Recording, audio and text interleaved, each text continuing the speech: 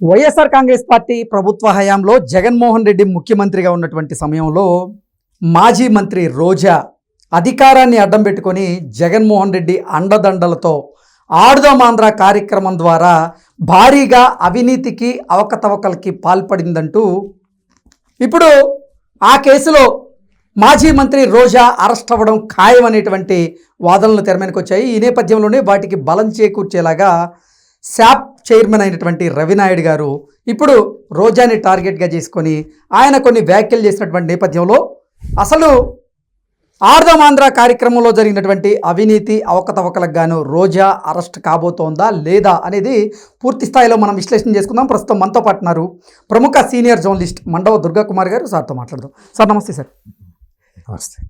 జగన్మోహన్ రెడ్డి ముఖ్యమంత్రిగా ఉన్న సమయంలో జగన్మోహన్ రెడ్డి అండదండలు చూసుకొని అధికారాన్ని అడ్డం పెట్టుకొని మాజీ మంత్రి రోజా ఆడుదాం ఆంధ్ర కార్యక్రమం ద్వారా భారీగా అవినీతికి అవకతవకలకు పాల్పడిందని, అందుకుగాను ఆవిడ అరెస్ట్ అవ్వడం ఖాయం అనేటువంటి వాదనలు అయితే తెరమీదకి వచ్చాయి. వాటికి బలం చేకూర్చేలాగే శాప్ చైర్మన్ రవినాయుడు గారు చేసినటువంటి వ్యాఖ్యలు కూడా అంటే ఇప్పుడు సోషల్ మీడియా వేదికగా చక్కర్లు కొడుతూ ఉన్నాయి.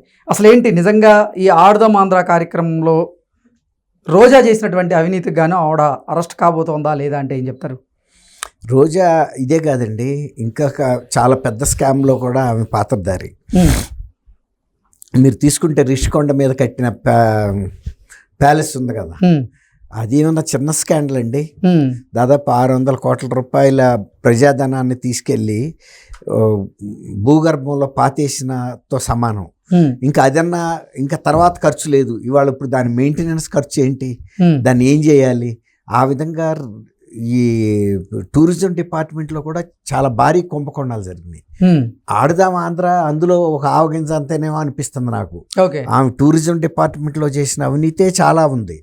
దానికి తోడు ఇప్పుడు గ్రామాల్లో ఒక సామెత ఉంటుంది, అంటే బాగా నాటు సామెత అది, కూడే కాపురాన్ని చెడగొట్టకపోతే రంకు మొగుడిని కాదన్నట్టు. ఇప్పుడు జగన్మోహన్ రెడ్డి ఈ దుస్థితిలోకి రావటానికి కారణమైన ప్రధానమైన వ్యక్తుల్లో రోజా కూడా ఒకటి. ఆమె చాలా దుర్భాషలాడటం, దూషణలకు దిగటం, అసభ్యంగా మాట్లాడటం, బాధ్యతారాహిత్యంగా మాట్లాడటం, ఇవన్నీ కూడా జగన్మోహన్ రెడ్డి ఓటమికి దారితీసిన కారణాల్లో ఒకటి.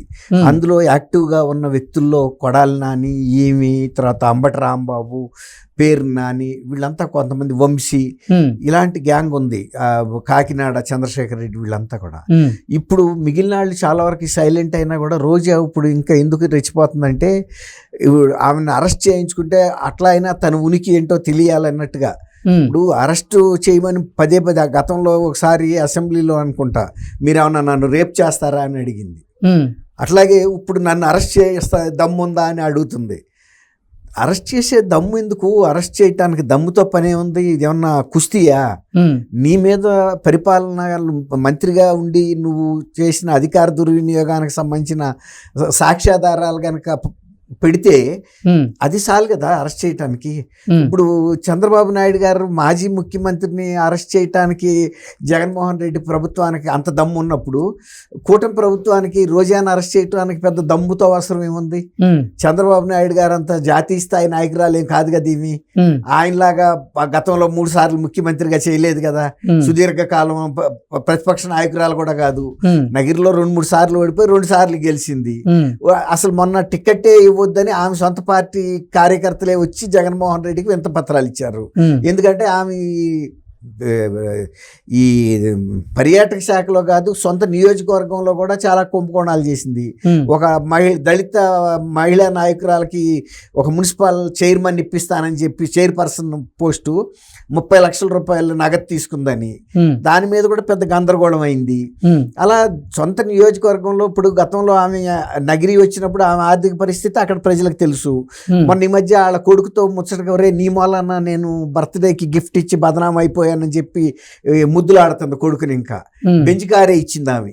ఏమిచ్చింది? బెంచ్ కారే. ఆ స్థితికి ఎదిగింది. గతంలో ఇక్కడికి వచ్చినప్పుడు ఆమెకి ఏమంత ఆర్థిక పరిస్థితి లేదు, ఇక్కడ బాగా అవినీతి చేసిందని సొంత నియోజకవర్గ ప్రజలు వచ్చి జగన్మోహన్ రెడ్డి గారికి వింత పత్రాలు ఇచ్చినప్పుడే నగిరిలో ఆమె పరిస్థితి ఏంటనేది అర్థమైపోయింది. తర్వాత ఆడుదాం ఆంధ్ర అనేది చాలా దోపిడీకి ఆస్కారం ఇచ్చే ప్రోగ్రాం అండి. అప్పటికప్పుడు 3 కొటేషన్లు తీసుకుని ఎవరో ఒకడికి వర్క్ ఆర్డర్ ఇవ్వటం, అదంతా మ్యానిపులేషనే. ఇప్పుడు 3 పిలుస్తారు, వీళ్ళే రేట్లు చెబుతారు, మీరు ఇంత వేసేయండి అని వేసేసి వాళ్ళ దగ్గర ఈ తీసుకున్నారు. అవన్నీ కూడా నాసి రకం ఆట వస్తువులు. అవి కావాలని థర్డ్ గ్రేడ్ ఏంటంటే దోసుకునే ఆఖరి క్షణాలు అయ్యి.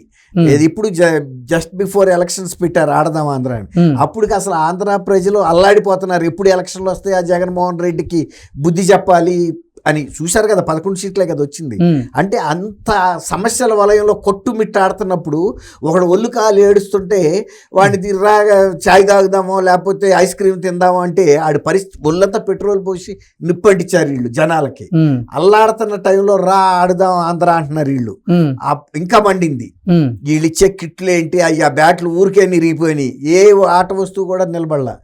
అదే మరి కిందసారి చంద్రబాబు నాయుడు గారు చీఫ్ మినిస్టర్గా ఉన్నప్పుడు ఉమ్మడి ఆంధ్రప్రదేశ్లో ఆడపిల్లలని స్కూళ్ళకి డిస్కంటిన్యూ చేయకుండా ఉండాలని సైకిళ్ళు ఇస్తే ఇవాళ కూడా ఆ సైకిళ్ళు ఇళ్లలో ఫ్యామిలీ మెంబర్స్ ఆడుకుంటున్నారు.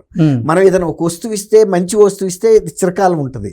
అంతేగాని దాంట్లో కమిషన్లు వస్తాయని నాసి రకం ఇస్తే ఇది ఆడుదాం ఆంధ్ర అనేది టోటల్ ఒక బోగస్ కార్యక్రమం అండి. అందులో ఆమె స్క్వేర్ గా పూర్తిగా బాధ్యత వహించాల్సి వస్తుంది.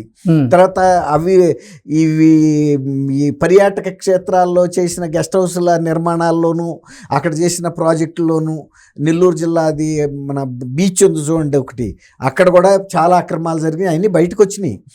తర్వాత ఈ టైంలో ఆమె ఈ విధంగా సవాళ్ళు ఇస్తున్నటువంటి నన్ను ఏమైనా రేప్ చేస్తారా అన్న సవాల్కి దీనికి కూడా ఒకే తీరుగా ఉన్నాయి. అంటే ఒక పద్ధతి లేదది. తెగిచ్చిన వాళ్ళకి ఏదో తెడ్డేలింగం అన్నట్టుగా ఇప్పుడు అరెస్ట్ చేయడానికి ప్రభుత్వానికి అంత దమ్మేంటి? నువ్వేమన్నా పెద్ద కొన్ని వేల టన్నుల బరువు ఉన్న వ్యక్తివా ఏమన్నా ఎత్తుకెళ్ళటానికి? ఇప్పుడు శాప్ చైర్మన్ రవినాయుడు కూడా అదే అన్నాడు, అరెస్ట్ చేయడానికి కావాల్సింది దమ్ము కాదు అంటూ ఆయన కొన్ని వ్యాఖ్యలు చేసిన నేపథ్యంలో ఏంటి నిజంగా రోజా అరెస్ట్ జరిగేటువంటి అవకాశం ఉందా? ఖచ్చితంగా అంటే ఏం చెప్తారు?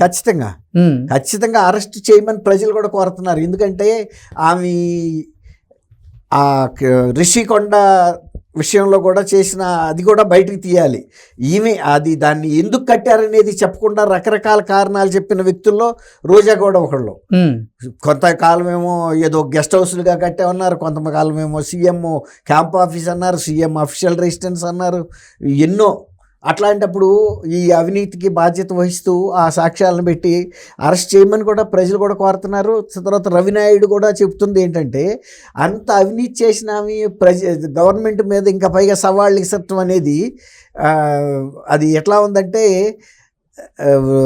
మొగుండు కొట్టి మొగసాలకి ఎక్కారన్నారు చూసారా, అలాంటి పద్ధతిగా ఉంది. ఆమె అఫెన్స్ వెళ్ళి ఆడుతుంది గవర్నమెంట్ మీద.